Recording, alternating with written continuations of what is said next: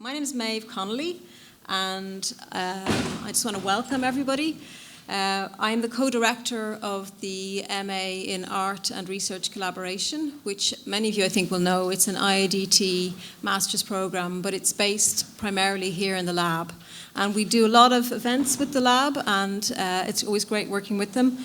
And I want to thank Sheena Barrett, who unfortunately couldn't be here today, but has been very much involved in organising this, and also her colleague, Julia Mustaki, in setting up and working with me on it. So thank you very much. And we are documenting the event, as you can see, and the video will be on the lab's Vimeo channel.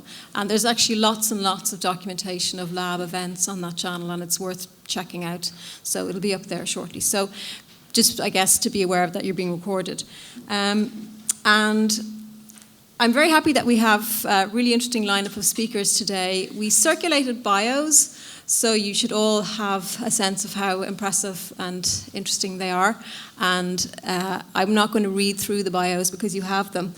But it's a really interesting opportunity to have with us Aurora Tang, who is a Los Angeles-based curator and researcher, and she's the program manager of the Center for Land Use Interpretation, which is also known as CLUI. So when I talk about CLUI, and I hope that I'm getting that right, but I've always known it as CLUI, so that's what I'm referring to when I say CLUI. We will also have Michele Horrigan, who is an artist and the curator of Askeaton Contemporary Arts, an organisation that many of you will know. And followed by she's going to be actually in conversation with Paul McAree, who is the director of Lismore Castle Arts. So the general kind of format is that I'm going to say a few words. Aurora is going to present for a little bit longer and give you more of a sense of her research and her work. And then Paul and Michele are going to have a conversation which will open out for us more of a context for the collaboration that has been evolving between them. So Lismore Castle Arts and Askeaton Contemporary Arts are hosting Aurora's time here in Ireland. And so this is a conversation to expand out what they're exploring and to think about their processes and methods. And it's quite open-ended. And it is an unfolding process. So we're kind of getting a window into something that's still developing.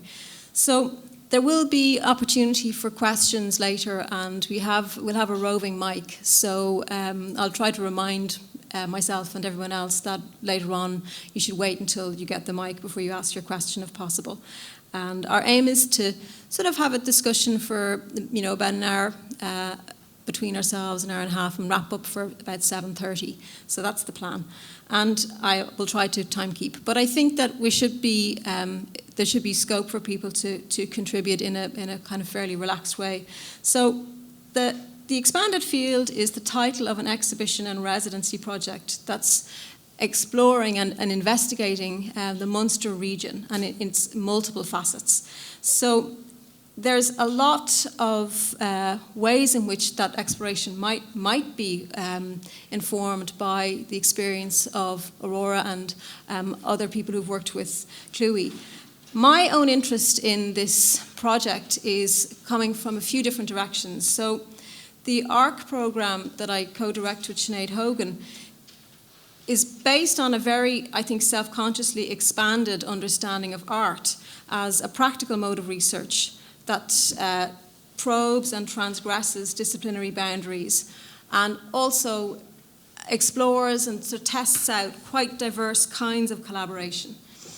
And so it's working maybe with the idea of the expanded in a few different ways. But I'm also drawn towards this project and very interested to know more about it because my own research has been circling around infrastructure for quite some time, and particularly what I would be thinking of as practices and systems and technologies that are determining in an ongoing way circulations of bodies and data and objects, and maybe kind of flattening some of the distinctions between bodies and data and objects. But one of my kind of recurring interests in infrastructure is that it's hard to see it or hard to perceive it until it goes wrong, until it fails. So it's when infrastructure sort of, isn't very effective, when it's failing or breaking, that tends to be when it calls attention to itself. It's when we notice it. So at the same time, I think that we probably, within the art sphere, we are sort of quite frequently interacting with remnants of older infrastructures, material remnants in particular. So very, very often I think we will encounter art being exhibited in spaces that once functioned as a dockland warehouse or a power station or a train station, and once had a very definite function within a communication system or a transport system. And that's actually quite ubiquitous. I think we're quite used to that, to the point where we don't necessarily notice it very much, that sort of intersection between the material remains of infrastructure and how art is actually kind of produced and exhibited, and the sort of cultural spaces that tend to be sort of constructed socially or economically with art as a focus, or even design or other kind of the creative arts. Often they're a repurposing of an older, a material remnant of a different infrastructure, which is no longer maybe working quite the way it used to. So on the one hand, I think you have this sort of everyday interaction with these material remains within the sphere of art. But I think that it's also sometimes the case that these material remains might be obscuring other aspects of what is infrastructural, and might be obscuring the kind of process aspect of infrastructure, and the aspects that are more ephemeral or more intangible and like less materially embodied. I'm also, in my research, really kind of interested and kind of really grappling with the idea that living bodies, whether they might be human bodies or other types of bodies, that they are somehow infrastructural in their operations. So what that might mean, I'm not sure. So I'm not going to talk about that today, because that would lead me off in a total tangent. But it has caused me to think about my own relationship, my own kind of embodied relationship to communications and to circulations and transport systems. So in the past, and this is where I'm going to try to come back and make a connection to CLUI, I tended to be drawn towards what I would have hoped as being unmediated or sort of minimally mediated encounters with places or sites or structures. So, for example, going on a kind of land art tour to see Sun Tunnels by Nancy Holt, or to see Spiral Jetty by Robert Smithson, to put my body into proximity with those material entities and to experience them in a kind of direct way. But I'm not so sure anymore that it's possible to grasp infrastructure through that kind of unmediated or less mediated bodily presence, because infrastructure is very difficult to localize in a way, so that it's not encountered perhaps in that discrete way. So some of my sort of rethinking about the tools and the methodologies that one might use to understand these kinds of systems or processes, some of my sort of shifting thinking, I would actually trace it back to 2009, when I visited the CLUI Research Centre that's housed in a former airbase on the edge of the Salt Flats in Wendover in Utah. So it's in Utah, but it's very close to Nevada. And Wendover, this complex of buildings and sort of, I suppose, this place that has been used by CLUI or produced by CLUI in a particular way. It's used for public display and information. It also has hosted residencies and programs that support the development of new forms or new strategies of interpretation. And for me, the importance of CLUI really lies in that idea of interpretation as a labour, as a process. That interpretation is kind of ongoing. It takes time, and it's slow, and and actually it's never really complete. You're sort of continually interpreting. So that work of interpretation is something that I'm really interested in. And I think that CLUI has used the history and the location and the materiality of Wendover as a kind of methodology. It's produced as a sort of methodology, and it's making manifest forces and processes that might otherwise just evade understanding.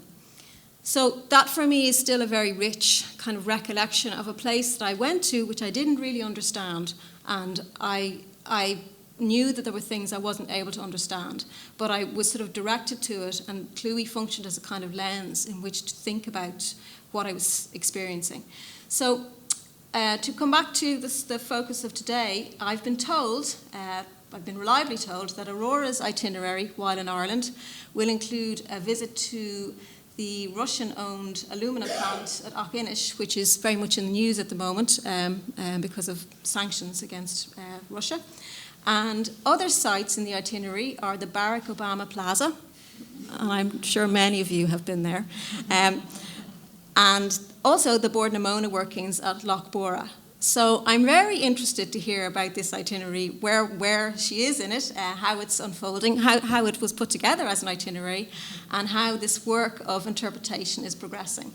So I'm not expecting to get the answers to everything today, but I think that there's a lot to talk about. So I'm going to hand over to Aurora now. So thanks. Thank you, Maeve, for that lovely introduction, and it's nice to hear a little bit about your experience in Wendover. But thank you again, Maeve, and also Michele and Paul for inviting me and the Center for Land Use Interpretation to participate in the Expanded Field Program.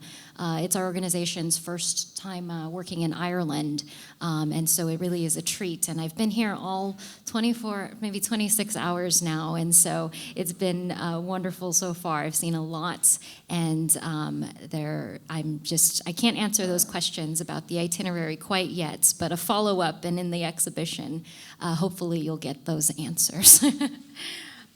So this is our logo, the Center for Land Use Interpretation, and we are a research and educational organization dedicated to the increase and diffusion of information about how our nation's lands are utilized, apportioned, and perceived. And when I say our nation, it is specific to the U.S. We're an American organization just because well, we have to draw the line somewhere, for one. We have our work cut out for us in the U.S. alone.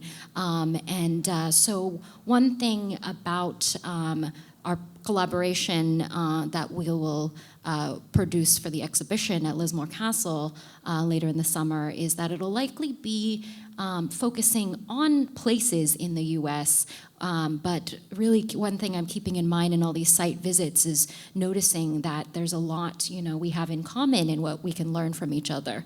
And but to step back a little bit, I think I'll talk a little bit about the organization, our methodology, and a couple of our projects. And if there's time, there are more and more projects we can talk about. But in short, we're interested in understanding the nature and extent of human interaction with the Earth's surface, and in finding new meanings in the intentional and incidental forms that we individually and collectively create. And we believe that we can read the man-made landscape. It's a cultural inscription that we can read to better understand who we are and what we are doing. And so one of the things we do is we also exist to expand the realm of what a contemporary art institution or an institution at all is capable of or can be. And so our mission to increase and diffuse information about how our nation's lands are apportioned, utilized, and perceived involves using the physical landscape as a literal and metaphoric medium to examine cultural issues by employing the methods of an institution to classify, present, and disseminate these ideas. So it's not the role of the center to undermine or pierce the veil of institutionality, rather the opposite, to discover new and effective ways of communicating using the formal tools of the institution that we find work. And so I'll start with this image of this giant earth model in Delorme. It's the Delorme offices in Freeport, Maine. And so what we exist to do is to stimulate discussion, thought, and general interest in the built landscape. And we're not really an environmentalist group. We're also not pro-industry or industry affiliated, but rather the work of the center integrates the many approaches and perspectives there are to land use into this single vision that illustrates the common ground in land use debates. And at the very least, what the center aims to do is to emphasize the multiplicity of points of view regarding utilization and terrestrial and geographic resources. So in the simplest sense, we really just seek to reunite people with a sense of interest, engagement, and wonder with the physical worlds around them. And we believe that new and arresting perspectives of the commonplace, the landscapes around you, can sometimes rupture the stagnation of established thinking patterns. And we think this is one of the chief tasks of the arts, and that's our our lofty endeavor of the Center for Land Use Interpretation as well. And so this is our main office headquarters in Culver City in Los Angeles, California. And if you're ever in town, right next door is a very special museum called the Museum of Jurassic Technology. So really don't miss that one. But we're easy to miss. And it's a simple little exhibition space. We rotate out exhibitions about 4 times a year, and they're all looking at different land use themes and regions. So this is one such configuration. So one of the ways we go about achieving our mission is through exhibitions and public programs. And so the organization was founded in 1994, and since that time has developed and presented dozens of exhibitions on different land use themes and regions in the US. They take place in our main facility in LA, but also in a number of regional outposts that we maintain throughout the US, including the one Maeve spoke of in Wendover, Utah, which I'll show you later. We also have currently operate regional outpost in Hinckley, California, our desert research station. I think we'll get to that one as well. And also one right now in Granite City, Illinois, near St. Louis, and that's the American Bottom Unit, for focusing on that region. And over the years, we've also held public exhibition facilities in Troy, New York, Houston, Texas, Albuquerque, New Mexico, Lebanon, Kansas, and other places. But we also produce exhibitions and public programs for other public institutions in the US and overseas. And so the collaboration that'll be at, the presentation that'll be at Lismore Castle Arts is an example of that.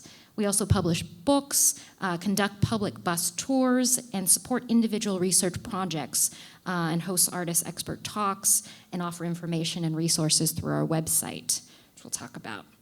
And so we'll actually start there. And this is our land use database. And the website might be, and this page on the website may be the heart of the organization itself. And so it started in '94, basically, as an online searchable, clickable map of unusual and exemplary sites, land use sites in the US. So it's kind of pre-Google, pre-Wikipedia, and it has now thousands and thousands, it's a work in progress, of sites that have been field kind of ground truth by members of the center. So to represent the different facets of land use and different diverse practices. And so this is an example of Felicity, Center of the World, which we feel is an interesting example of cultural land use. And it's in the border of California and Arizona, and a curious monument, this pyramid, this fellow, a parachutist, actually, it came to him in a dream that this was the center of the world and that he was to build this pyramid. And so he built this pyramid here in Felicity and buried a time capsule in the middle. And in the back, he's also built this museum of granite, a sprawling network of all these granite slabs where he's going about to record the entire history of humanity, of course, as he writes it and sees it. In his perspective, and he's doing that as an exercise, and so that when the world ends, that whoever comes and finds us will have some record of what happened on this planet. So that's one example. And so with this, the land use database, it's not meant to be exhaustive about a place, but rather just to show a glimpse, limited information. So it's almost a portal. So you have a tease, you know where you can find more information, and That's one example. Here's another one, Mexican Hat uranium disposal cell, and this is a uranium disposal cell, so for low-level radioactive waste in the Southwest. And so similarly, a brief description and some photographs, and they're all taken and written kind of by members of the CLUI team, so the goal is to maintain also a similar perspective, a rather consistent perspective. And so even though we have those thousands of sites and they're accessed by the public online, we still have sort these things in physical files. They take up space in our office. So this really perhaps is the real heart of the organization, these file cabinets. And we look at all these different ways that land is being used in America. So landfills, mock training facilities, roadways, satellite calibration targets, uranium disposal cells. These are all things we are interested in.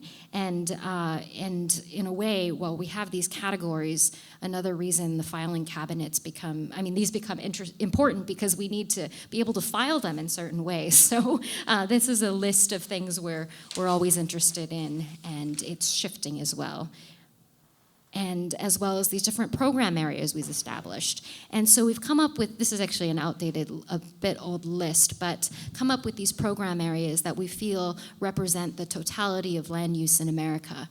So from transportation, land art, petroscape. Actually, I'm gonna switch to the current version because this one is a little older. And this is also just a glimpse at our website, which really is a bit hard to navigate, but everything is, we attempt to put everything online. And so this is, you can see some of the recent projects and programs that fall into some of those categories. So our current show is On Targets, dropping in on American bombing ranges. The previous one was looking at the railroad landscape as analog macroscope, looking at the actual U.S. railroad system in the U.S., as well as their miniature model counterparts, looking at flood control systems in Las Vegas, this desert city that has a very, very extensive flood control network. And anyhow, so this gives you an idea, and these are all of the type of things and programs we're interested in. But I'll return to this presentation. Let's see.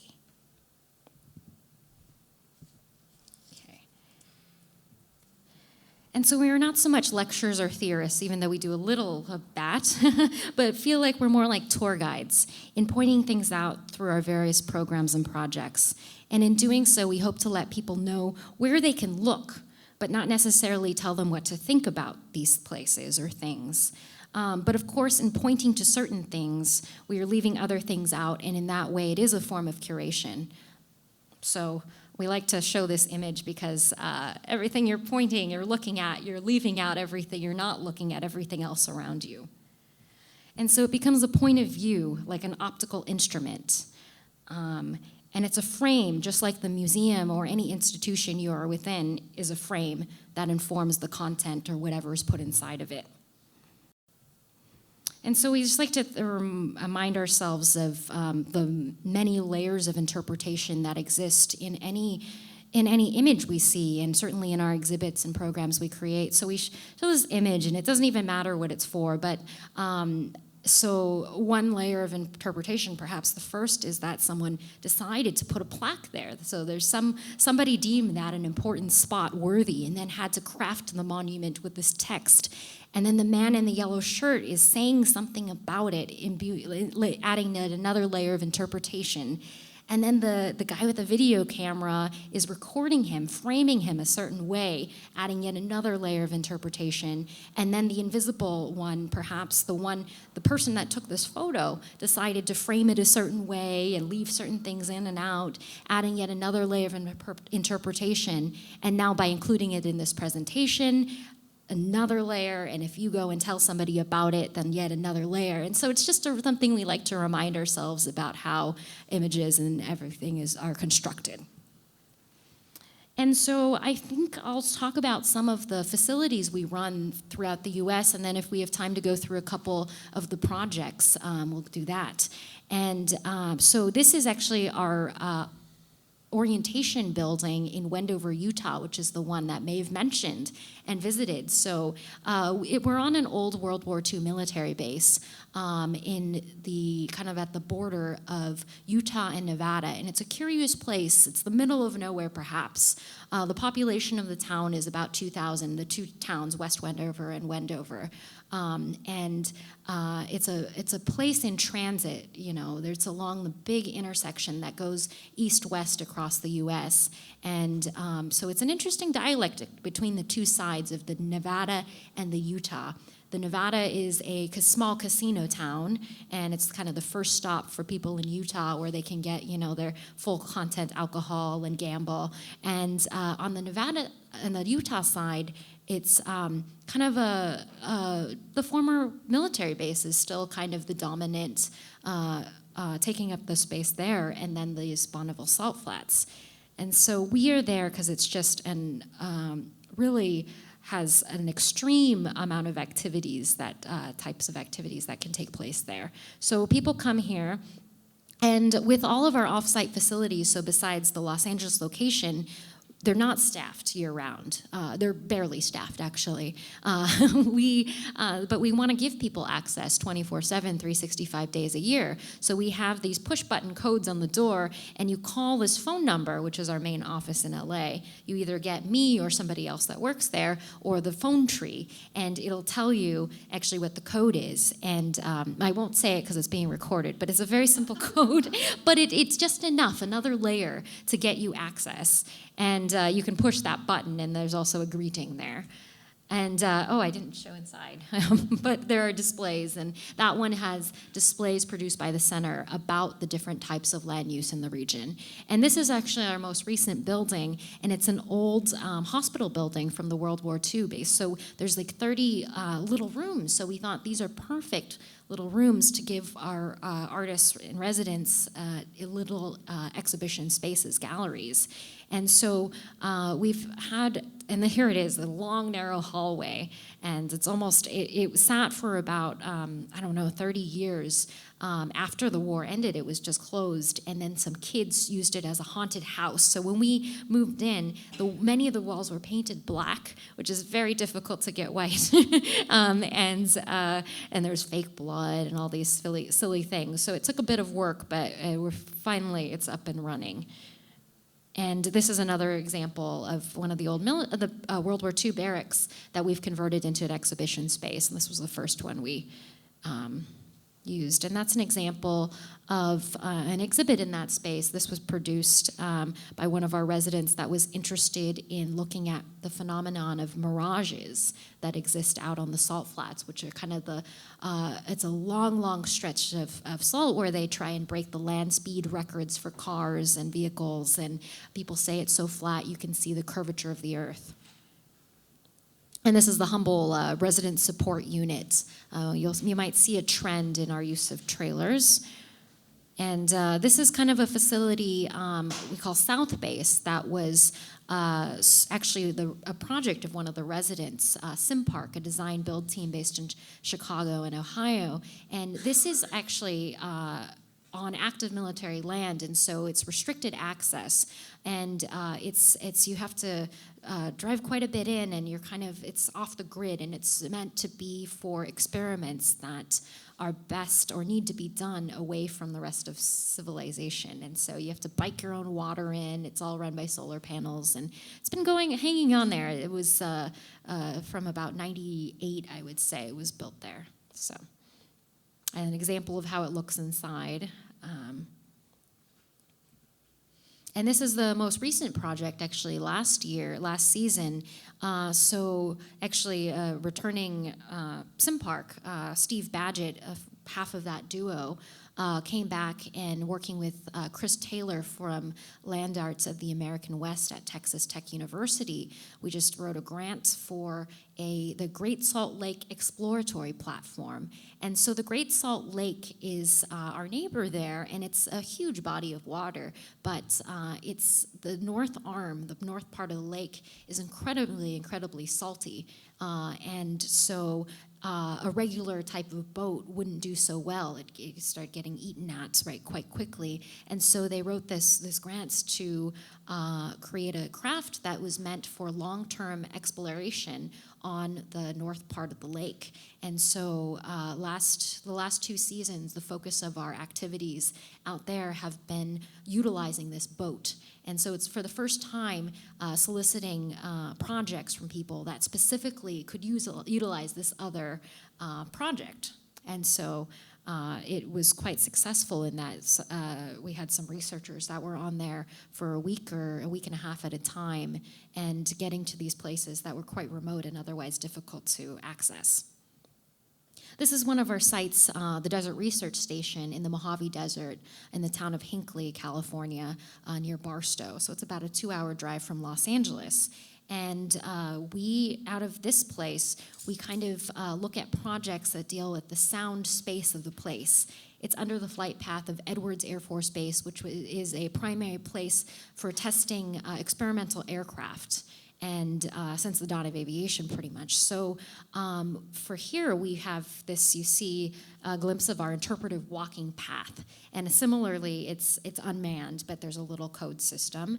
And we've invited different artists to engage with the place in that way, in the sound space that's unique to that place. And so this is actually a project by an artist named Leroy Stevens, and he decided to use his honorarium to buy the metal detectors that made the sound he liked the best. And he installed this underground sculpture. One of the things about working in these places that are quite remote and often, if there's things that are valuable looking, people will often mess with it or take it. And so we played around with this idea of this underground invisible sculpture that is only activated when you walk around and turn on the metal detector with the headphones on. And so that was a nice piece out there. And this is another one by Deborah Stratman and Steve Badgett. And it's using old airplane parts. So that area, because of the base, there's some airplane graveyards, and they sourced it for the materials for this piece, so you put the headphones on and direct it at anything, and it really is quite effective at amplifying it. And this is another piece by Deborah and Steve. It's this Aeolian harp, also made with old airplane pieces. It's quite a windy place, and so it creates a really beautiful hum. And then a bird's made a nest in there. So this is in Lebanon, Kansas, and it's another example. We often use old office trailers to create mobile exhibition units in that they're cheap, ready-made forms of architecture. And so for this one, it was out there for about 5 years or so in Lebanon, Kansas, which is the geographic center of the 48 states. And so in it, we had this exhibition all about centers and how centers are very subjective things. And so we looked at about 8 different places in the U.S. that all claim to be the center of the USA. So there's the geographic center of the 48 states, geographic center of the 50 states, the population center, geodetic center, all these different ways. And they're all significant and they're all right, but it also starts to seem a bit arbitrary also. So what we did before landing here in Lebanon, we took it on the road to visit some of these centers of the USA. And some of them had plaques and monuments acknowledging this honor, this distinction. And he went on the road here, and this was actually our first time using Facebook also. And so we'd post like the CLUI mobile exhibition unit will be coming to this place at this time. And sometimes there were people lined up, which was really quite lovely because it was an experiment. And other times there was nobody, but that's okay. We were still there. And so simple displays run on solar power for the lighting, but it was lovely. I was not on the road, but I was receiving the reports and images and kind of sharing them live time. And we got a little following on Facebook. And this went through a big storm, and it actually tipped over. And so it was fun to work with share this with our followers real time and see their responses. And it got back up and running after a moment. And here it is again at another center. And the center of the nation, all these little attempts to try to understand ourselves and our nation, actually. And then it ended up in Lebanon, Kansas. And so it's actually just moved, and so we'll see what's next for it. How am I on time? Okay, I'll share a couple exhibits. This is in our space in Los Angeles. And so when we're going through these different program areas that we feel make up the totality of land use, one we found we hadn't been giving much attention to in recent years is recreation. And so we thought we'd take a look at golf in the U.S. And if you put together all of the golf courses, merged them, stitched them all together in the U.S., you'd get a place bigger than the state of Rhode Island. And so there's a lot of golf going on. And so it may seem a bit simple, but we really just broke down the game, because as someone who was unfamiliar with the sport, and stepping on a golf course was so foreign, and I really didn't understand it. So that's on the panels on the wall there, breaking it down, and then we actually built our own course in the gallery space. This is a show, United Divide, a linear portrait of the USA-Canada border. And for this project, there's been a lot of attention to the southern border with US and Mexico, but maybe less focus on the friendly neighbors to the north. And so we spent a while traveling the entire stretch of the border on the US side, and kind of broke it down into a really exhaustive. We like to use touchscreen programs because we have all this content, images and text, and not very much wall space. And so we broke it down into these programs on the wall, and overall it's about maybe 1,000 plus images and text part of that, following the journey. And we worked with we actually got one of these border markers, which dots the border itself, which is basically a bunch of little straight lines that are at every time a straight line connects with another straight line, there's one of these markers. And the idea is you can always look straight in one direction and see another one, so you always know where you are. And one thing that's really interesting about this border with Canada is, there's all this talk about the wall to the south, and it's almost an opposite on the northern boundary, in that there's this shared zone. There's 10 feet on each side of the line itself that is to be shared space, and where there's nothing, no development. And so if you're going through a forest, they actually cut down 20 feet of tree line, so there's a physical shared space, and there's no mistaking you're crossing the country line, but it's a very different approach than a wall, one of openness. Let me see. Here's the picture. So it's almost like a land artwork in and of itself. And we had several interesting stories and encounters, meeting with people who, towns, Derby Line, Vermont sits on the border. And so one half you check out books. I mean, I think they're playing around with it a little bit. And you return it in the other country. And meeting with people who had their front yards in Canada, and then their home itself in the USA. And so it's just a really curious place. And there's friendship parks. It's just, it's a very different type of border. And here we invited Kyle Hipsley. He's the head of the International Boundary Commission on the US side to give a talk. And so he is part of a team of about 8 people, and he reports directly to the president of the USA. And his sole job is maintaining that physical boundary, that cut line, and these markers, and making sure they're all in place and in order. And there's an equivalent on the Canada side that does the same. And so they're not concerned with border control or anything, but just maintaining that physical cut. So they're and they kindly let us borrow one on loan for the exhibition. We've done exhibitions about parking spaces, and so that involved, designating a parking space in our gallery space, and that was the average size of a parking space in Los Angeles. And so, as you can see, it's basically the whole space. And this is one we did on solar power plants in the U.S., large-scale solar power plants. And we did this project. It was meant to be a snapshot of the scene at the time, because there were a lot of large-scale solar power plants going online at this time. I think it was in 1994, because of these Obama-era federal kind of incentives to build these things.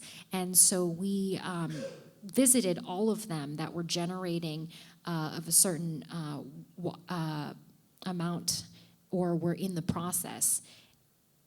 And this is one, it's on crash sites, actually, experimental aircraft crash sites of the Mojave. So this was a project based out of our desert research station where, you know, because Edwards is the principal place for testing experimental aircraft, you know, hopefully they come down, but they don't always come down the way they want them to. And sometimes they also fall outside of the base itself. And so we worked with a fellow named Pete Merlin, who has spent decades kind of finding these crash sites of these experimental aircraft. And it's quite tricky in a way because many times these crash sites are for aircraft that are still secret technology, and so they're cleaned up really quickly. And but Pete has been finding them by, you know, looking for any articles in the news, matching up the photos of the mountains with the going out in the landscape, and really just looking at the ground. And what we found is almost every instance you could still find bits of the aircraft, even 50 years ago, if it crashed. And so looking at the physical marks of these aircrafts coming down to Earth. And so sometimes they're literal scars on the landscape like this one. And this one, you can kind of see the denuded area there. And we photographed these using actually a weather balloon or a kite and attaching a camera to it. It was pre-drone, like consumer photography drone technology. And so in a way, we were sending up our own drones to get the point of view of the craft as it was descending. This one is so curious in that this was a more recent crash in 2009, I think. And in it, they cleaned it up quite quickly and then actually were to recontour the landscape. So they brought in more creosote bushes from another part of the desert and replanted them in this almost too perfect, funny-looking grid. And I should have shown a shot of wider because it really stands out and is quite curious. And it's just how are we on time? Maybe wrap up. Yeah, and I'll just do this real quick, this one, since it's up. But this was a show on the uranium disposal cells in the U.S., so kind of these pyramids almost for storing low-level radioactive waste. Anyhow, so I'll end at that. But thank you so much. Hi, everybody. I'm Paul, this is Michele. We thought it might be interesting for you to hear about kind of how this project started and how we've ended up with Aurora here today. And I think I've met Aurora for the first time about an hour and a half ago, so this is very much, in terms of this project we're doing with Askeaton, this is actually, I think, the last kind of segment in this project coming together, and this is a project which has been coming together over the last year and a half, thereabouts. But I think it's a kind of a different kind of programming for Lismore, and maybe it is for Askeaton as well. But I'm sure you're all familiar with both organisations, so we won't talk too much about where we've come from. But to kind of kick off, in terms of Askeaton, I can't seem to remember quite how this came about and who approached who to collaborate, but it was probably us. It was probably you. I don't know. I can't remember. To be fair. Yeah. But I guess the question to start off is, what was interesting for you about this project, and why did you want to do this collaboration? Well, just to give a bit of context, I guess we work anyway outside of, I guess, on the fringe. We like to think we're a centre, but in terms of infrastructure and a city environment, we're very much, I guess, on the periphery in a way. We've always worked out of a very small town in the west of Limerick with a population of about 1,000. And we don't have, which is quite important to say, we don't have a gallery space, which means that we end up improvising, working in spaces that maybe are empty units, on the streets, in the air, anything that we can. So we thought about, we had begun to sort of look a lot towards the Shannon and history and sort of its social implications. And we started to think a little more about the region, more so, I suppose, and who else was working sort of outside of not quite off the grid, but outside of that sort of centre. Who else was working in a space that dealt with an immediate town or even a landscape that you wouldn't necessarily think contemporary art. And that would be, for us, would be Lismore, I guess, in a way, and with great respect for Paul here and Eamon Maxwell, the predecessor, and had been, I can't even remember when we first started talking about collaboration, but it was a back and forth, visiting each other, and quite organic in a way, I suppose. Yeah, and I think for us, one of the things we liked about Askeaton, we were really keen to work with them, was we would put together quite traditional exhibitions. We have one main gallery, we do one show a year, and we have a project space where we do 6-7 shows a year. But I've always quite admired the way Askeaton Contemporary Arts works, and the yearly project you do, Welcome to the Neighbourhood, it really works in an amazing way with the community, and it seems to evolve naturally. And I guess it's something that we've wanted to, quite honestly, get better at in Lismore, is to genuinely work with the surroundings and the kind of people who live in the town. And I guess for us, we wanted to learn a lot from Askeaton as well. So this was a kind of an opportunity to learn from how you do your projects in Askeaton, and kind of how you do Welcome to the Neighbourhood.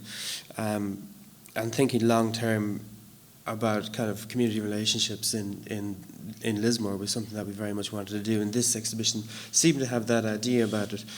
We don't do a residency program, and it may be something that we never develop, but this was slightly different, and it was a way to bring people to Lismore on and off. They come and visit Askeaton, they come to Lismore, maybe they stay for a few days, go away and think about things, and then come back again 6 months later, and maybe they come back again another 6 months later, and they'll come back with another series of questions.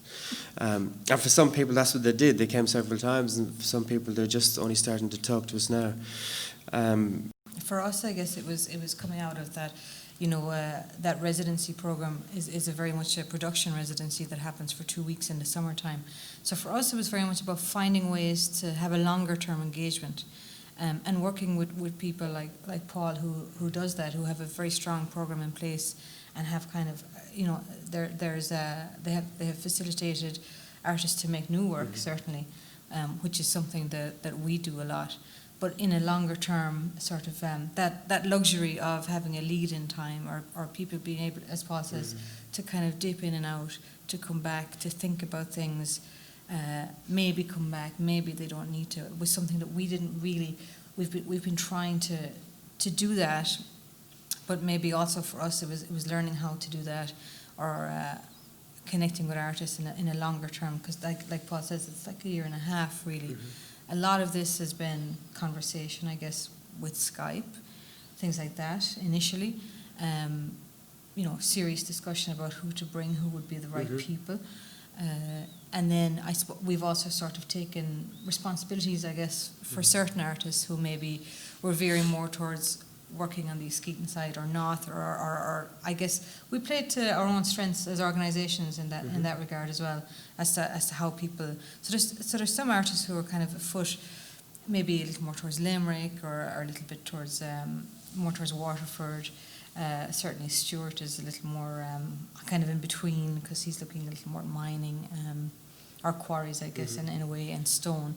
So there's, but essentially it is looking at new work, building upon older work, and kind of pushing forward like that. But I guess it's important also to say that the expanded field exhibition, the culmination, is going to happen in St. Cartridge Hall, which I think is more. Sometimes the castle can be almost removed in a very physical way, and that's sort of like your space for experimentation a lot of the time, or kind of how you sit physically within the locale of Lismore as a town.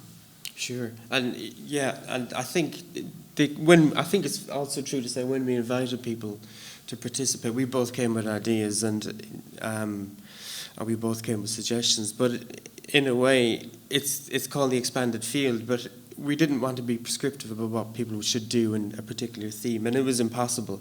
I think it says there, it was considering the Munster region, which is an impossible thing for anyone to actually really consider. But it was more about bringing people in and letting them find their feet and their own roots through their own research. And we also realised at a certain point that we had a plan, I guess, at the start that people might meet up and a discussion might happen between all the artists and the invited people. But we realised quite quickly that would never happen, and most people would never meet. So actually, the exhibition is a result, and it's an end point in some respects. But in a way, that was never the point. It was kind of to facilitate the research seemed to be more important. Yeah, very much so, very much. But that kind of, I guess, facilitate the research, but also facilitate a kind of production, I guess, on the part of the artist. I mean, certainly, I guess just to speak a little bit briefly about the Algae Summit, which happened last year, Philippe van Dingenham, a Belgian artist, it was coming from a concept of his. He was on residency with us in 2009, and these were kind of conversations that we had been having. But it was a 2-week production residency, and what could happen if you had more time. Certainly for him, the seed of that was planted. So it resulted, or at least it had a platform on an uninhabited island in the Shannon Estuary, Coney Island, they would have had a lot of seaweed harvesting going on, back 100 years or so. And seaweed harvesting was basically the kind of the seed, the nugget, the kernel at the centre of what the conversations were happening. So we put together 25 pan-European delegates, which was quite interesting as well, and that, I guess, Maeve talking about interdisciplinary and her interests relating to that. For us, it was interesting. We had, of course, artists and curators and writers, but we also had activists. We had representation from the Irish Green Party. We had companies who currently use Irish seaweed in their produce. There was a lot of different people who came from a legal side, who understood the legalities of that, versus artists who were creating works, who were dealing with even print or ceramic, or very much so, mixing these people together, and the conversations that came out were quite interesting. So in a way, yes, it's sort of like it was meant to be a culmination, I guess, the exhibition, but somehow these conversations and these connections are continuing as well, in that we're going to publish a small publication on the Algae Summit, but we're hoping that it will be quite a live document, because it's quite a contentious issue at the moment, seaweed harvesting. And the Green Party are currently putting together policy relating to that. There's been many laws, or there has been, licenses for foreshore licenses and things, but there's never really been a concise policy, and that's something that, that we're hoping to include in that. So it becomes this publication that we're doing that has, of course, I guess, a document of that weekend of what happened, but also a very live thing of what's currently happening, that somebody could pick it up coming from a non-cultural, non-visual art background and say, yeah, this is something, this is something. I guess it's a way of using visual art to have a conversation, really, like a safe zone, if that's even a crazy thing to say. Step out of your usual. Very much, and I think as time's gone on, we've kind of added people to the program, almost in a kind of I think I quite like the idea of asking Superfolk to do something, because they were kind of like almost a curveball to the rest of the project, where they were Joanne and Garode from Superfolk, 2 designers, and I was quite interested to see what they might do in the middle of this, and in a way it was almost to throw off in any kind of sense that it was going in a particular direction, and see what they'd come back with. And and it was interesting to ask somebody like that to do something, because Superfolk are designers who make physical objects and prints for sale. It's a commercial enterprise, but for them to be asked to participate in an art project was something quite different for them, and I think it challenged their practice as well. And I think they were excited about it, though. I think that, for them it was kind of stepping out of that design field, if you like, and into something else that they could also kind of maneuver and sort of experiment with. And I think they started to think for a while about doing something completely different as a side project, and in a way they've gone through that process and taken it back to doing something which is very much based about their design practice, and they're going to look at the complete process of making an object and displaying that as part of the exhibition. But it's important to say as well that when we were coming up with the ideas of it, we would go back and forth, Lismore and Askeaton, and kind of, I guess, the typical support each other if someone had an exhibition opening or someone had an event, which was great. But also we didn't have a definitive list of artists when we begun, which was somehow that can be a little bit scary as well sometimes. It can, you know, because you're kind of going, oh my God, we know we're going to have these dates, and how is that going to happen? But also we sort of felt it had to be the right type of practice, or the right, you know, it had to feel good with the other people working with us. So there was maybe 2 or 3 to begin, and then we would talk about things, and we'd back and forth, and we'd add somebody else, and it would be somehow, I think that strengthened it. Absolutely, and the idea of doing a slow burning project where things can come in when the moment feels right seems to be a good way of working. I think it's worked pretty well here.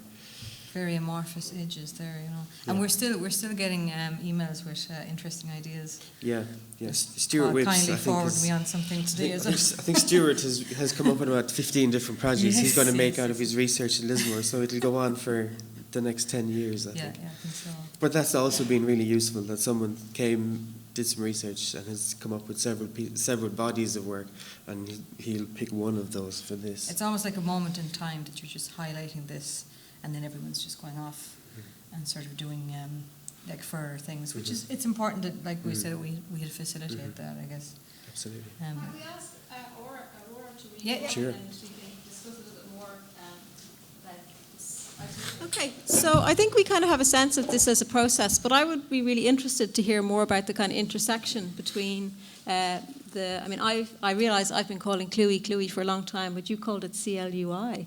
So I also have been calling it Well, everybody does. I mean, I think I wasn't part of the founding group, but I think they didn't realize it gets shortened, which I think is silly because it's a very long name. It's a mouthful. So that's the most common way I think people refer to us now. So Okay. So maybe you can talk a bit about what's going to happen here for this bringing Aurora to investigate the Munster region. Well, I know what you're really asking is, why did we take her to the Barack Obama Plaza? Be honest, man. No. I mean, actually, that I didn't realize I was going to stop there. I had put it on. I have this Google map of all these sites whenever I start a project, and often it's really just looking at the physical, zooming in over Google Maps and what looks curious and is taking up a lot of space, and that's how the aluminum plants before. It was even mentioned that might be of interest. That was the first thing I noticed, actually, when we got the invitation, that, oh, wow, Askeaton, I've never heard of that, but look at that big red blob right next to it. That looks interesting. So that's often how a lot of the sites of interest come about, but I did not expect the Barack Obama Plaza. Maybe some of you have been there. But it was actually quite relevant in that in 2016 we did an exhibition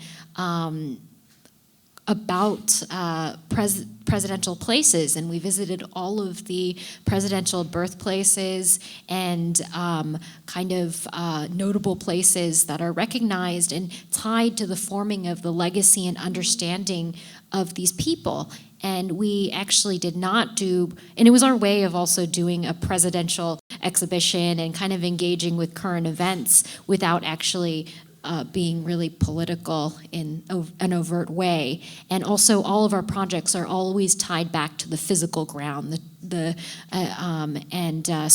at presidential birthplaces and libraries and these places. And so this actually was quite a surprise. It fit right in because Obama was still in office, so we didn't actually, he was the one president we did not cover. We did not go to his birthplace, which is also a contested thing. And so this was lovely to get that in. I think we actually may write a newsletter article as an update now that he's no longer president, and they're working on his official presidential library, which will be in Chicago. And this is a wonderful way to actually, again, even though when projects end, they never really end, you know, they continue to live on, and we build on that. So that was a really lovely, unexpected moment today. I guess for us, we asked Aurora before she came. Can you hear me in this? If there was any specific sites, or what would she be interested in for her own research also? And she spoke a lot about how, how landscapes that have been interfered somehow with man, or that you can see kind of visibly what's going on.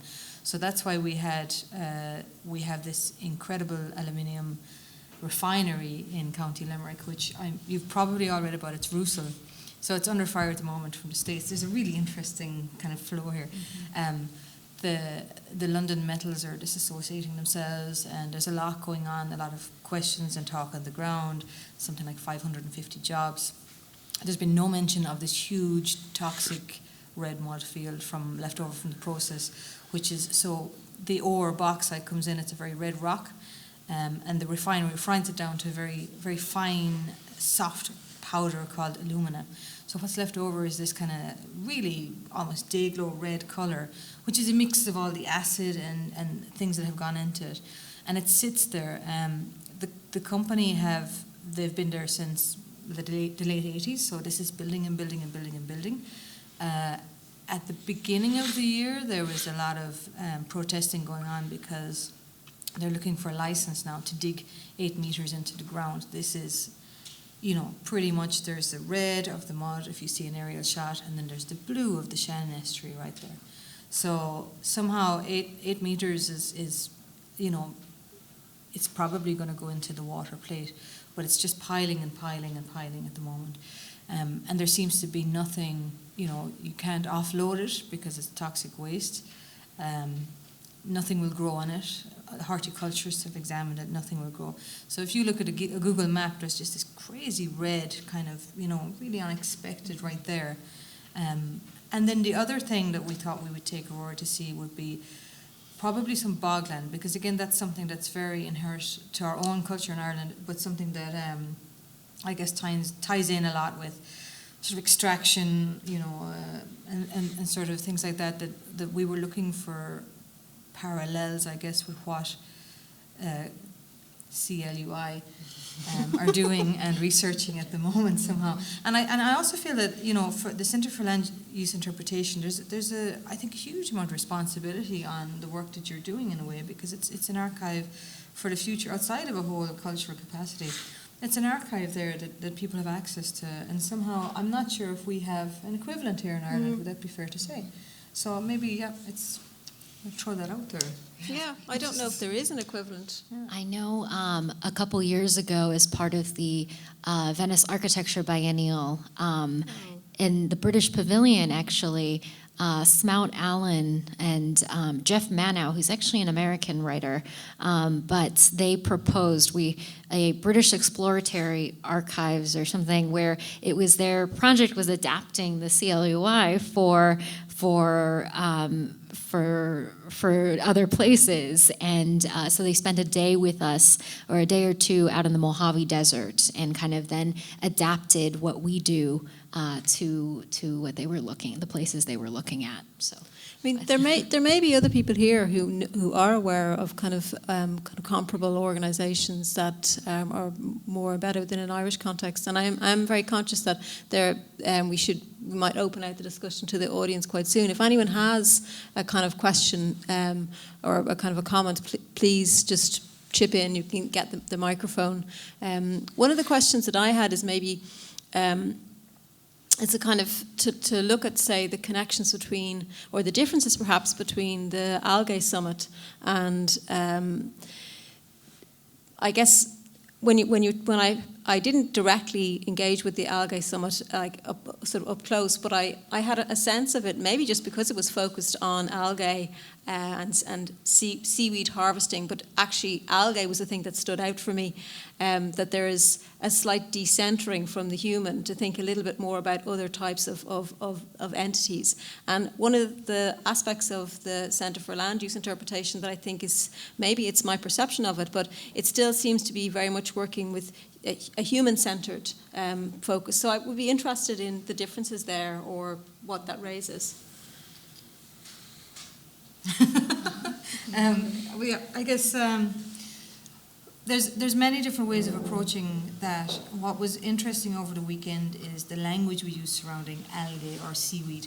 Some people took great offence to the term weed, so sea plant was starting to be replaced throughout it. Just things like that, and how we speak about that.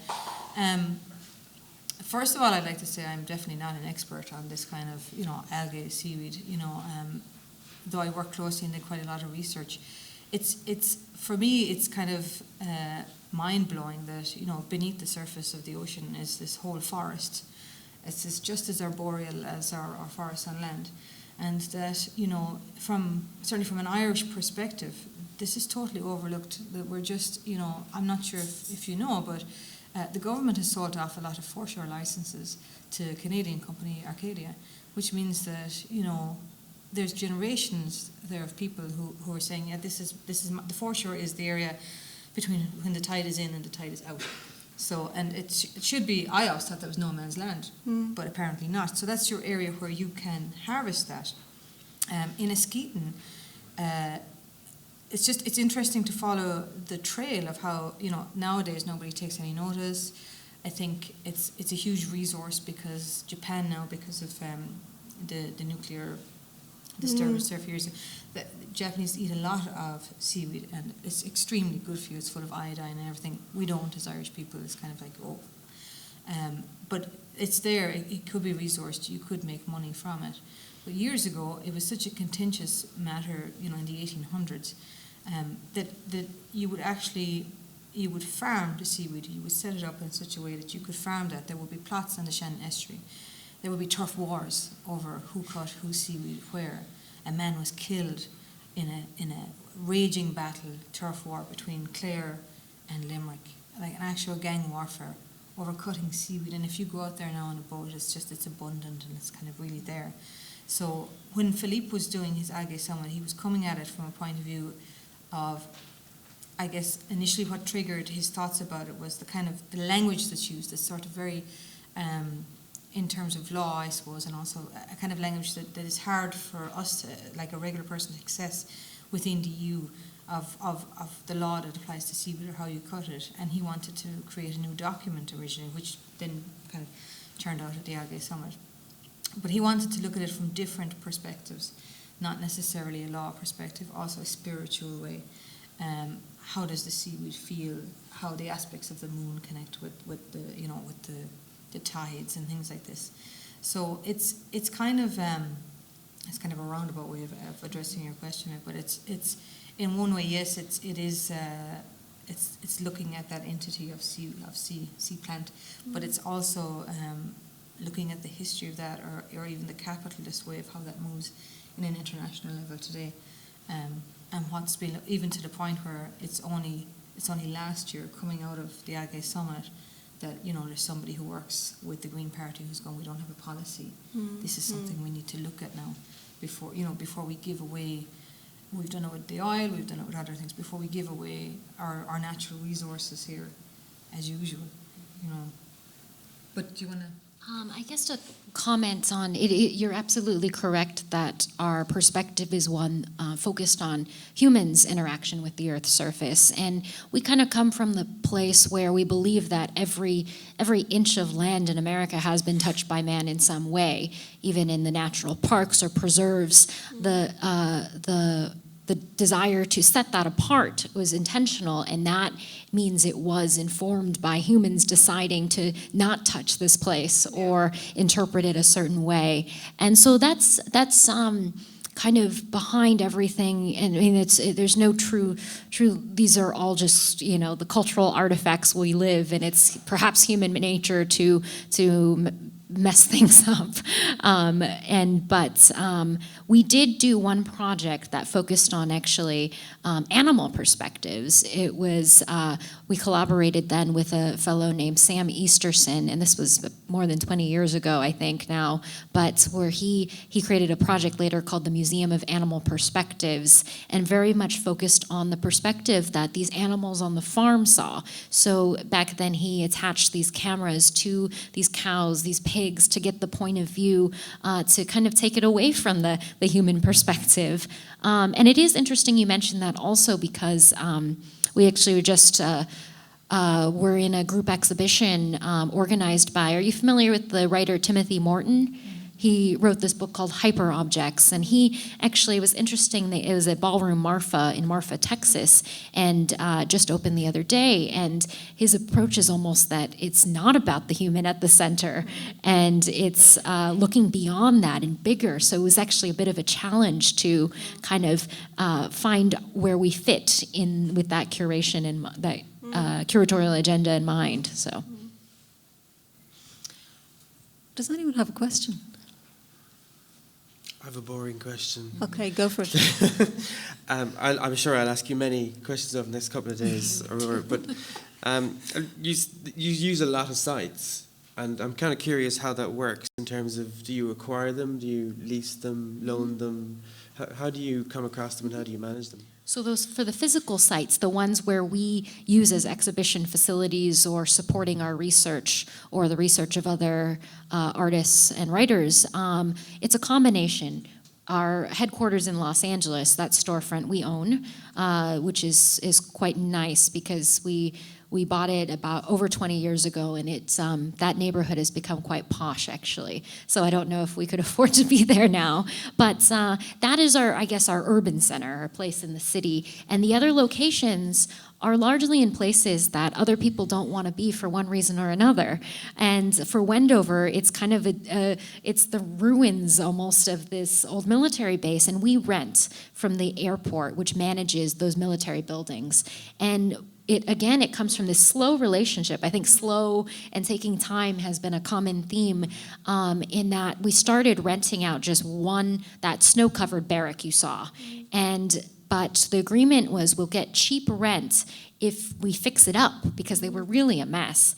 And so we fix it up, and we have to, our agreement is that we keep it so it looks like the military base did in World War II. So no wacky paint jobs or things, and that limits what artists can do, because they also have a bit of tourism from people that like World War II military tourism. The Enola Gay hangar is in our backyard, which they just got a big grant to fix up. So, and then I should have mentioned that the Desert Research Station you saw. So that's an interesting place of the Mojave, because while some parts of the Mojave Desert, like Joshua Tree, are becoming very popular and almost an extension of Los Angeles, and Airbnb has gone wild there, this part of the Mojave Desert is the opposite. I don't know, have you seen the movie Erin Brockovich?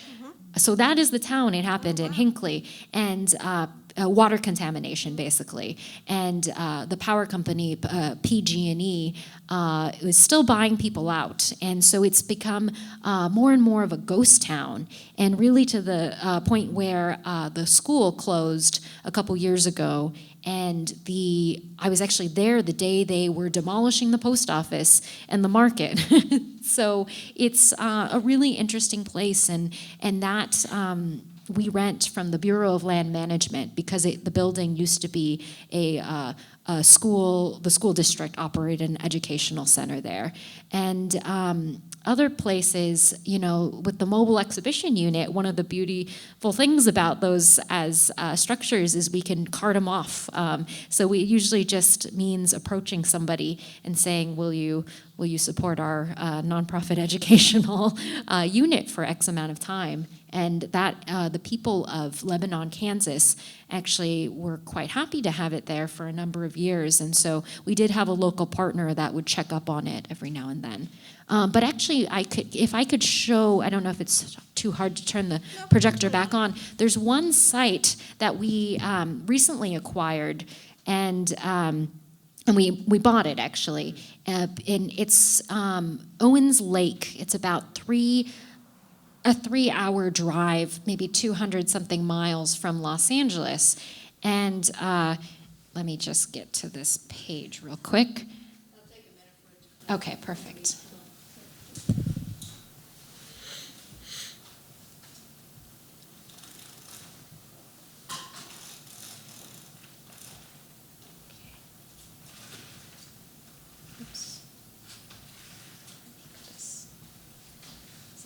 That's the one moment when the sun comes out, isn't it? Okay. And so this is our newest site, and it's about a 3-hour drive from Los Angeles, and it's not Los Angeles County anymore, but when you go out there, you'll see Department of Water and Power everywhere. And so there's this large lake, Owens Lake, that's now dry.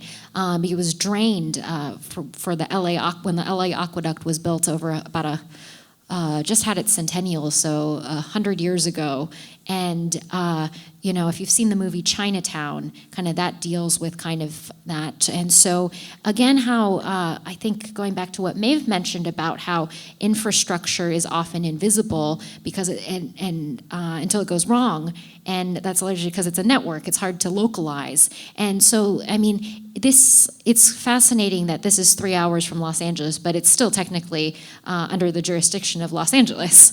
And it's also fueling the city. And so basically, when they drained this large lake, it left a very dusty, dangerous problem. And so the last several years have been working on a over $1 billion project to work with dust mitigation on the lake. And so they actually divided the lake up almost into a patchwork and decided to test all these different dust mitigation techniques. And it actually reminded me when we drove by the aluminum, the red ponds, Sean was mentioning that they have sprinklers all over them to go off to keep the dust down and contain it. And similarly, so we looked at a couple of these different techniques in these different zones in the lake. And I can just show a couple. For example, this one is, we do these video land scans, and I don't know if has a good enough connection, but surveying these different textures, and it looks like it might, let's see. And so it's such an engineered lake. There's nothing natural about it. And sections of it even have layers and layers of just all this infrastructure underneath this. So they have all these sprinklers that go off over this dry lake bed to flood it and just keep it wet so it doesn't get so dusty. And so this is just a video we have surveying that as one of the techniques used. But then some of them are so incredibly, like these ponds, tillage, they look like land art. And that's actually my background, 1960s, 1970s American land art. And looking at these, they look so curious from above. But these are also meant to help with the dust mitigation. And again, like Michele with the seaweed, I'm not an expert on this. I'm coming to this from the point of view of a curious person asking questions and pointing to things. And that's something with the center. We don't mean to be complete experts, but basically try to understand the big picture and make kind of digestible or understandable these complex systems and often invisible entities and try to break it down and make connections for kind of an average layperson. So this is just one example. And then real quick, so this is all the same lake with all these incredibly different, diverse interventions all towards the same goal. And they even have some public infrastructure because as part of their responsibility. So similarly, the aluminum plant, there's this nature preserve and walk kind of initiated, I understand, from the plant. And similarly, the Department of Water and Power has to keep part of this open to the public, even though they really don't want people wandering around a lot of this. And so they have some interpretive stations and actually invited, one of these dust mitigation techniques is actually called land art, and they worked with a Los Angeles artist to create these structures that are supposed to they're supposed to work as bird landing pads actually for the birds that come in, and it's a big birding watching spot, but also are supposed to help with the dust mitigation. So it's this very foreign and strange place. And back to this. And so our newest location that we're working on developing now is actually on the eastern edge of this lake. And it'll be focused on kind of the Eastern Sierra area. And so that one we actually purchased, and we were able to purchase it largely because nobody else wanted to be in this toxic downwind. So, yes. Silver lining to a very dark situation. We are running out of time, so there's probably just a few minutes left if there's a question. Oh, go for it, Jared. Oh, actually, wait for it. You have to wait for the microphone. Sorry. Yeah, I was just pondering, there's a kind of a spectrum of practices, and everything seems to, there's, in general, to various degrees, there's this kind of para-institutional character to some of the practices. They play around with the idea of institutions, but they also work against the kind of, we'll say, the kind of orthodoxies of institutions. And then there's also a sense of diffusion, in the sense that even Lismore Castle is kind of like, it's certainly off the beaten track. Absolutely, and there's a sense of like geographical diffusion across each of the different practices. But I'm curious, insofar as that there is a sort of institutional or a para-institutional dimension to each of your practices, whether there's any sense of, or what of how you think about the idea of a constituency or an audience that you address, and to what degree you sense, to what degree you have a certain commitment to a particular audience or not, or what's your sense of audience?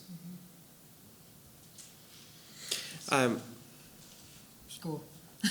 This might not completely answer it, but in some ways that's kind of why we wanted to do this project as well. I think it's been quite confusing for some of the artists when they visit.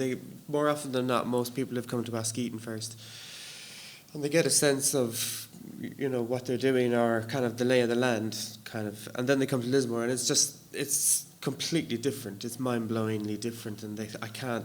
And just when you think, I've got a sense of what I think I might do, you come to Lismore and you go, actually, this has gone out the window now, because this is a completely different kind of place and I've got to start from scratch. So I think as we realised that and saw that reaction, we kind of thought, this project is changing as it's going ahead itself. And we can't put kind of shapes on it. We just kind of have to let people just come and research and take it from there. But, I mean, yes, sure, we are, in terms of Lismore Castle Arts, we do organise exhibitions in a fairly traditional way in a gallery with a white wall, but on the other hand, we're very conscious of that we're behind a castle wall, which is why, in a way, we decided to set up St. Carthage Hall as a venue in the village, which was always free. If you haven't been, then the main gallery, you have to pay into it, and I guess that's kind of puts some people off, and it cuts off a certain audience. So which is why we set up that project space. And a part of a project that we do every year is a community-led project called A Space for Lismore, which has changed over time. And we've run it for 4 or 5 years now, and usually that's been where we, for 3 months, ask the public to use the space, not necessarily for art, but as long as there's a public outcome at the end. So that's been a way for us to try and kind of involve the community. We changed that a little bit this year, and we invited in 2 artists doing our projects to kind of for it to be artist-led and led by a particular artist every year. So we're still figuring that out, and we're still figuring out how we work with audiences. But that's again why we started this process, why we started this project. Well, I'd like to say, you know, for the record, we have a castle too. It's just ours doesn't have a roof in it, and the OPW are working in it all the time. But we do have a castle, and unlike Paul, we can't get into our castle because it's a building site and it's on a moat. So, you know, it's very interesting. I can't either sometimes. It's a very interesting perspective in that regard. I would say most of our audience, to be fair, on the ground would be a non-art audience. It's almost 50-50. So, and also because I'm from the town of Askeaton myself, I'm very aware about that idea of just arriving in, parachuting artists in sometimes, and what that means for the town, what remnant is left behind. There's a number of legacy artworks situated now almost in a trail type thing. So if I feel that the town or the area or the region is being exploited, if I feel that as a local, then I'm doing something wrong, and I know that, and I'm able to pull back if I need to. So there is, Jerry, to answer your question a little bit, there is a certain, I feel a certain responsibility because I am a local there in a way, and also that means there's a certain freedom in that because we're also outside of that sort of centre. But for me, if I'm not aware of that, I'll pretty quickly be called up on it. People will tell you what they think, which is also quite important. And I guess for us as well, we started a publishing initiative there almost 3 years ago now, which becomes a platform again for something else, and maybe that is more of an international art scene platform. So it's interesting for us to see how, to kind of have watched how Lismore operate, I guess, in a way. And I think, you are sort of pushing more into a local. Like, it's a different relationship when you have a castle that's operating in a way. Like, they're both sort of have been seats of power in a way. They represent a certain thing in Irish landscape, that kind of colonial, post-colonial, and what happens. So, and that kind of barricade of the wall. Yeah, it's interesting how you operate that. And Askeaton would have been, I mean, that kind of seat. There's a history there in a way. So it's interesting to see how you manage an actual contemporary art space or gallery, within a heritage town. I think so, and as you said, the legacy of projects builds up over time. So we've got bits of artworks which came out of different projects, and they're lying around the village, and some of them people know what they are, and other bits they're just kind of lying around deliberately without any titles on them. And it's, I think, over the 13 years we're there now, it's things build up, and it's a very small town, so you talk to locals, and we're changing people's minds slowly, I think. There's still a lot of work to do. There's still people who've never been in, and would never come in through the gates of the castle, but that's part of why we set up that space in the village. And you just kind of, we're crossing people off one at a time in a way, but it's not, that's just a nice side effect in a way. It's not a mission to kind of nail down every person in the village. Wouldn't come to. I mean, I guess for us, because we don't have a space, that means that artists are already sort of there, and they're living there as a residency, so people can identify it's a small town, who's who. But there are people who would never come to our open days. They'll come to events and talks, because a lot of the time we work with locals. We all have our own experts in our field. And oftentimes we would ask a local person to speak about their interests, because I think people are, on the ground, well, they're the expert in the locale, not somebody that you bring in. So, and sometimes there will be panels like this where there will be, maybe 2 artists or two residents, 2 local people. But for us, suddenly, when it comes to the exhibition side of it, that final open day, suddenly something strange happens, and suddenly it has morphed into a gallery or something, and people are saying, I don't know anything about this, despite the fact that they might have been collaborators for weeks, or they might, or they've had heated conversations about what contemporary art is without knowing it. But suddenly you've put something on a pedestal there. But there's that great kind of thing of, keep doing it, that's great. But I'm not coming on Saturday, it's not my thing. I like what you're doing, but it's not my thing. But it's, so there's that kind of goodwill or something that comes from being in a small town or outside of. And there's support, but maybe not an obvious kind of, not an obvious visible thing. Did you want to? Sure, I can just touch on that, and because it's something I think a lot about, and we don't really. People hate this answer, but our target audience, really is an international audience, and it operates on these different levels, in that we're a national organization trying to understand our country and the landscape there. But we do very little PR and marketing, maybe none. And people often have a hard time finding our places, even in the middle of Los Angeles. We're kind of invisible or blend into the landscape, and that's the way we intend to be. So we don't get a lot of people that kind of. We maybe don't get a ton of visitors at any of these sites, but the visitors we do get come with a lot of intention and seek it out. And so we're interested in the type of engagement from our visitors rather than numbers, which makes getting grant money difficult sometimes when you have to put a number on things. I guess and we don't identify as an arts organization, but in the that's actually where pretty much all of our funding comes from. So if I want to define a place based on that criteria, it's like you can trace it all back to arts funding. But that's the lovely thing we find about art, is that it can be a catch-all for these things that don't fit neatly in other boxes or cross these fields. And we find it can be really wonderful then working with other institutions, and we work with a lot of schools, college and graduate schools, and kind of all different types of departments, and it's always really interesting, and in that way it's reciprocal. We are always learning, and we're just pointing to things, and including pointing to the other experts, but and then in terms of the institution, our office and our logo perhaps really do have a very institutional look. And one reason is that we are communicating and working with all different types of people. And I am not a curator there, I'm a program manager. And so when I'm speaking with perhaps someone from the Department of Water and Power who doesn't care or what a curator is, that doesn't mean anything important to him, but a program manager is kind of more of a language that is more universal. And our logo also allows us to kind of it's unclear what we are. So it allows us to kind of wear different hats or in a way kind of have multiple identities. And that I think is quite necessary. And our space is really inspired by visitor centers, museums like the Smithsonian Institution, actually, in the US, these national museums. Thanks very much.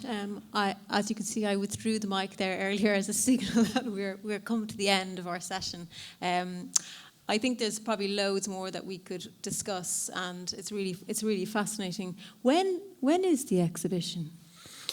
14th of July to the 19th of August. Okay, so I do hope that there will be other opportunities to engage with this, and that many of you will get to see the exhibition. And I just want to wrap up by saying thanks so much to Aurora, who's travelled a long way to share this kind of amazing ongoing work. So I think it's a real pleasure to hear about it.